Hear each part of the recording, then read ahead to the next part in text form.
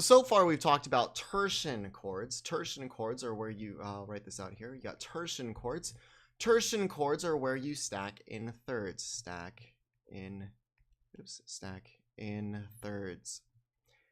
So that means your chords will look like this, where you have a note there, go up a third, and you go up a third. You stack in thirds, okay? This is very common. Torsion or tertiary chords are always stacked in thirds. If you were to continue, make a seventh chord, maybe continue and make more notes on this chord, as we'll see in other videos. You can keep stacking forever, and this is called torsion because we're stacking in thirds. 1, 2, 3, 1, 2, 3, 1, 2, 3. You get it, right? Okay, so then there's another family or another school of thought that says, well, what if you don't stack in thirds? What if you stack in other things? So we're going to look at stacking in seconds. Stack in seconds.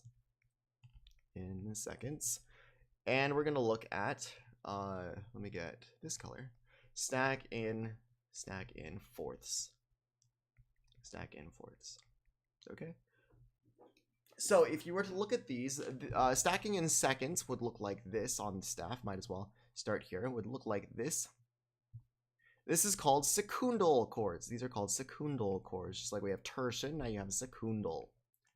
Secundal, okay? And then the last one is stacking in fourths. This is looking like this. You stack in fourths like this. Again, 1, 2, 3, 4.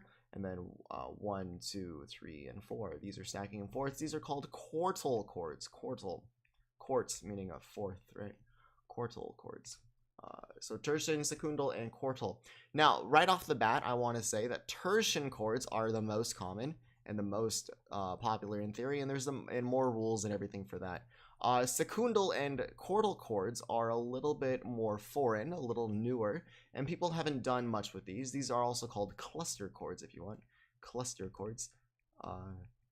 And that's because all the notes are kind of clustering together. You can imagine, like, if you had a chord, well, yeah, that was right. A chord that looks like this.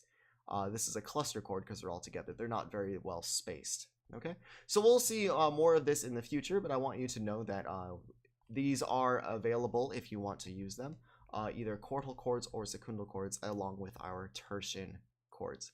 One more thing before we finish. The reason that there's no 1, if you want to look at the basic number here, we have 2, 3, and 4. The reason we don't have 1 is because 1 would look like this. It's not really a chord, it's just the same note. The reason we stop at 4 and don't do 5s is, imagine this. If this is F, this is B, and this is E. Imagine if you were to invert this and you start on E and you do fifths from here. You have E, B, and F. So a fourth and a fifth are pretty much the same thing, okay? The same with sixths and thirds. Sixths and thirds. If we take our FAC example over here, FA and C, and we simply do it, let's see, how would we do this? C going to A going to F, right? So you have C going to A going to F. You just invert and the chord is the exact same, but now these are in sixths. Same thing here. We have G. I think we have enough room here. G, A, and B.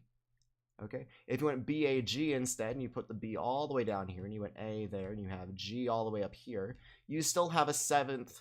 You have a seventh chord stacked in sevenths, but it's kind of the same thing as a second or a secundal chord. Okay, just stretched out. Okay, so it's a rule of 9 is what it's called. The rule of 9. A third equals sixth.